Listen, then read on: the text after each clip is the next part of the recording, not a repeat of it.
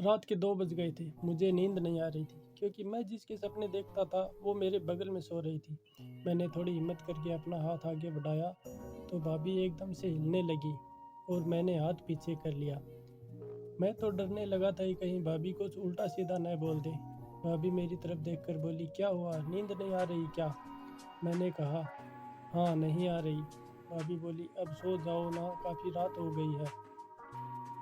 ये बोलकर भाभी फिर से सो गई। थोड़ी देर बाद जब मुझे लगा कि भाभी गहरी नींद में सो गई तो मेरा नाम राज है और मेरी उम्र 25 साल है। यह बात 2 साल पहले की है, जब मैं जयपुर में एक बिल्डिंग में कमरा लेकर रहता था और जयपुर में ही जॉब करता था।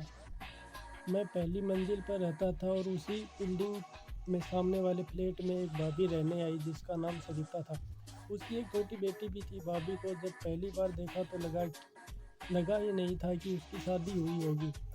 जब पहली बार मैंने भाभी को देखा तभी से मेरा मन भाभी पर आ गया था। भाभी अपनी बेटी के साथ अकेली ही रहती थी और उसका पति कभी कभी महीने में एक बार आया जाया करता था।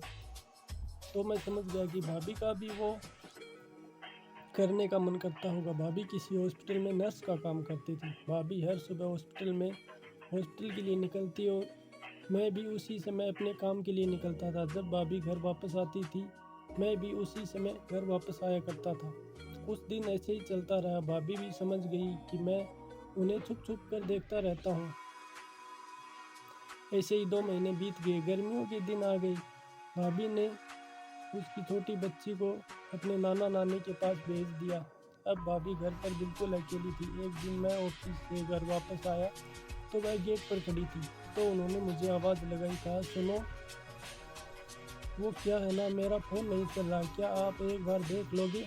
मैं तो पहले से ही भाभी को मिलने का मौका ढूंढ रहा था। मेरी पहले ही भाभी से कई बार बात हुई थी पर हमेशा उसके साथ कोई ना कोई होता था। मैंने कहा, भाभी मैं कपड़े बदल कर आता हूँ, फिर आराम से देखूँगा। मैं अपने रूम पर आ गया। मैंने कपड़े बदले, फ्रेश हुआ और भाभी के रूम पर चला गया। मैंने जाकर घंटी बजाई तो भाभी ने दरवाज़ा खोला। मैं अंदर जाकर सोफे पर बैठ गया और उसके मोबाइल को ठीक करने लगा। थोड़ी देर में मैंने उसके फ़ोन को ठीक कर दिया। तभी भाभी मेरे लिए कुछ खाने पीने को ले आई। बस फिर क्या था, मैं चाय पीता रहा और भाभी को देखता रहा। थोड़ी देर बैठकर हमने यहाँ वहाँ की बातें की। मैंने भाभी से उसका नंबर भी ले लिया, यह कहकर कि किसी चीज़ की ज़रूरत हो तो मुझे फ़ोन कर दे। और फिर मैं अपने घर आ गया। रात को करीब 9 बजे भाभी ने मुझे मैसेज किया, थैंक यू। तभी मैं समझ गया कि मेरा काम बन सकता है। फिर हम दोनों एक दूसरे से बातें करने लगे। वो भी अकेली थी और मैं भी। रात को करीब 12 बजे तक बातें चलती रही। फिर मैं बोला, अब सो जाओ, काफ़ी रात हो गई है। तो वो बोली, मुझे अकेले नींद नहीं आती, मुझे डर लगता है।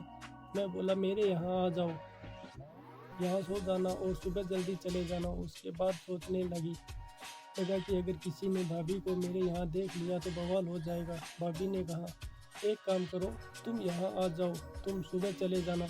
मैंने थोड़ी देर सोचने के बाद बोला, ठीक है, दरवाज़ा खोलो, मैं आपके यहाँ आ जाता हूँ। उसके बाद मैं वहाँ चला गया। भाभी के घर सिर्फ एक ही बेड था क्योंकि वो अकेली ही रहती थी। जब मैंने भाभी से पूछा कि तो वो बोली, कोई बात नहीं, इसमें 2 लोग आराम से सो सकते हैं, मुझे भला इस क्या परेशानी हो सकती है।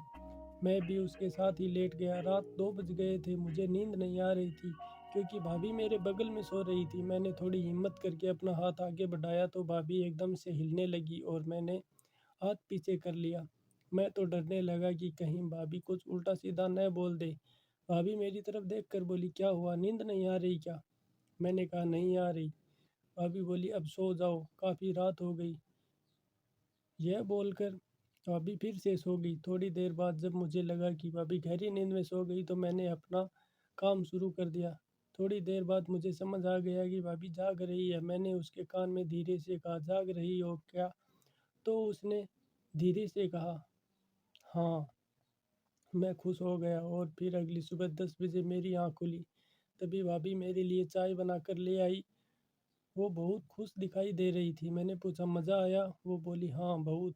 फिर थोड़ी देर बाद मैं अपने घर वापस आ गया। उस दिन से मैं हर दिन भाभी के घर जाने लगा। तो दोस्तों, आपको मेरी कहानी कैसी लगी? कमेंट में ज़रूर बताएं।